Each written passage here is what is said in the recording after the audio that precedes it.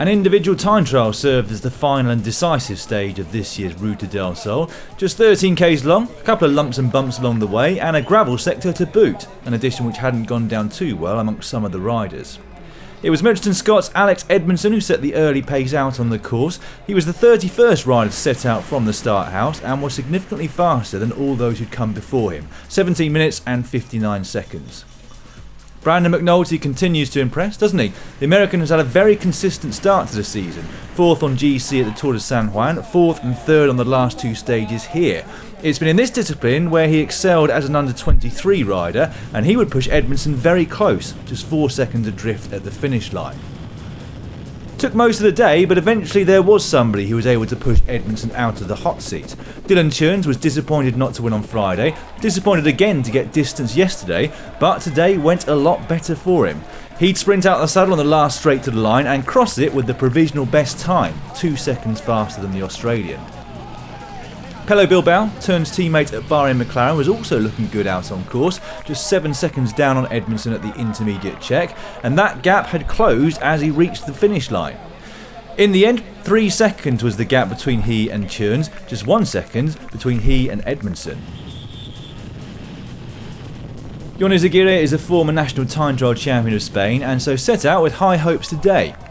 It was a solid ride from the Astana man, but not enough to upset the leaders, provisional 5th on the line at 17 seconds. It was a brilliant win for this man yesterday, wasn't it? And in doing so, Jack Haig had also moved himself up to 3rd on GC. With Landa just 21 seconds ahead, he had a decent chance of moving up another spot today. Trailing by some distance at the intermediate check, but he would cover the second half at about the same speed as the best, stopping the clock in a time of 18 minutes and 21 seconds on the dot. Landa has never excelled in this discipline. In fact, it's always been his Achilles heel, and that was no different for him today. Already close to 30 seconds down at the intermediate checkpoint, and it would get even worse for him by the finish. Almost a minute to Dylan Churns in the end. He wouldn't have expected to set the world on fire today, but he'll be disappointed with that, especially as it saw him drop to provisional 3rd place overall. The season really couldn't have started better for this man though, from a racing point of view. 2 stage wins, 1 second place and a comfortable advantage on GC.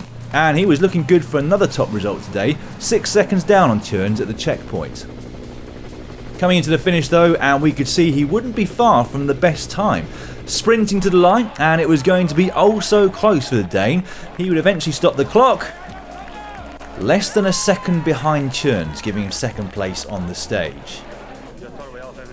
For Churns, it was his 11th career victory, but his first in an individual time trial. His ride today also saw him move into the top 5 on GC. That's your top 10 from the day. Jakob Fuglsang given the same time in the end, Edmondson at 2 seconds, Bilbao at 3 and Brandon McNulty in 5th place at 9 seconds.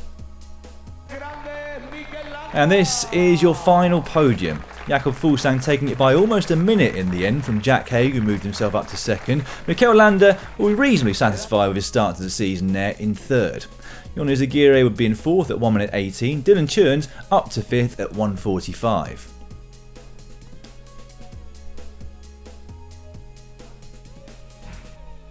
The mountains classification would go to a Belgian, Floris de Teer, who'd amassed his points from his time in the breakaways, and it was another Belgian, Loic Vliegen, riding for Circus Wanty Gobert, who'd win the intermediate sprints competition. Such was his consistency over the 5 days that Fuglsang comfortably took the green jersey home as well. Bahrain McLaren took home a stage win and the team's classification.